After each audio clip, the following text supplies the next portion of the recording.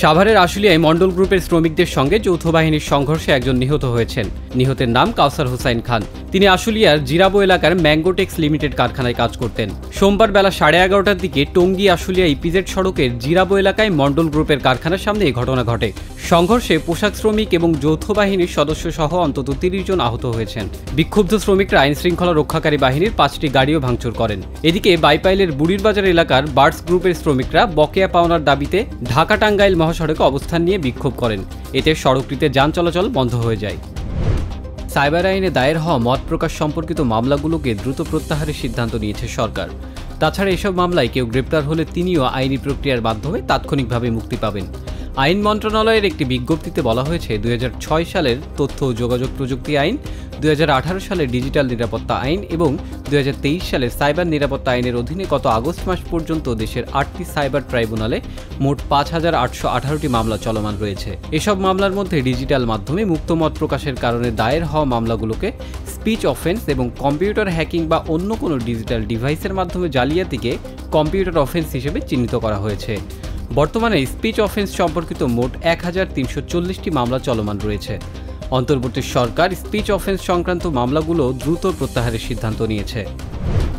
দ্রুত সংস্কার কাজ এগিয়ে নিতে জাতীয় নির্বাচন আয়োজনের বিষয়ে প্রতিশ্রুতির কথা জানিয়েছেন অন্তর্বর্তী সরকারের প্রধান উপদেষ্টা ডক্টর মোহাম্মদ ইউনূস।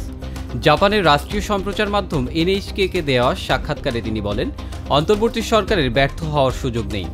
শেখ হাসিনা সরকার উৎখাতে যেসব ছাত্র গুরুত্বপূর্ণ ভূমিকা রেখেছেন তাদের কথা উল্লেখ করে ডক্টর মোহাম্মদ ইউনূস বলেন, বিপ্লবের জন্য তরুণেরা তাদের জীবন উৎসর্গ করেছেন।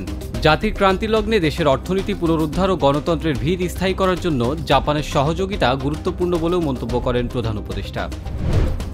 ভারত থেকে নেমে আসা ঢল আর কয়েকদিনের টানা বৃষ্টিতে কুড়িগ্রাম, রংপুর, নীলফামারী ও লালমনিরহাটের নিম্নাঞ্চলের অনেক বসতবাড়িতে পানি উঠেছে। তবে কুড়িগ্রামে বিপদসীমার নিচে তিস্তার পানি, লোকালয়ের পানি এখনও নামেনি। রংপুরের নিম্নাঞ্চল থেকে পানি নামতে শুরু করেছে। অনেক রাস্তাঘাট ডুবে যাওয়ায় যোগাযোগ বিচ্ছিন্ন হয়ে পড়েছে ওইসব অঞ্চল। অর্ধশতাধিক গ্রাম প্লাবিত হয়ে অন্তত 30,000 মানুষ পানিবন্দী। তিস্তার পানি প্রবাহ কমে গেলেও নতুন করে নদী ভাঙনের আতঙ্ক দেখা দিয়েছে।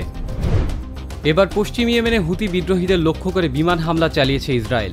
এতে 3 জন বিদ্যুৎ প্রকৌশলী ও একজন বন্দর কর্মী নিহত হয়েছেন। ইসরায়েলের বিবৃতিতে বলা হয়, রাস ইসা ও হোদেইদা সমুদ্র বন্দরের পাশাপাশি বিভিন্ন বিদ্যুৎ প্রকল্প লক্ষ্য করে হামলা চালানো হয়েছে। এতে যুদ্ধ বিমানের পাশাপাশি কয়েক ডজন আকাশযানও অংশ নেয়। এদিকে লেবানন জুড়ে ইসরায়েলি বোমা হামলা অব্যাহত আছে। নতুন করে তাদের হামলায় আরও শতাধিক মানুষের প্রাণ গেছে। লেবানন সীমান্তের কাছে সামরিক সরঞ্জাম ও সৈন্যের সংখ্যা বাড়িয়ে চলেছে ইসরায়েল। কানপুর টেস্টের দ্বিতীয় তৃতীয় দিন ভেসে গেছে বৃষ্টিতে। চতুর্থ দিনে ব্যাট করতে নেমে সুবিধা করতে পারেনি বাংলাদেশ।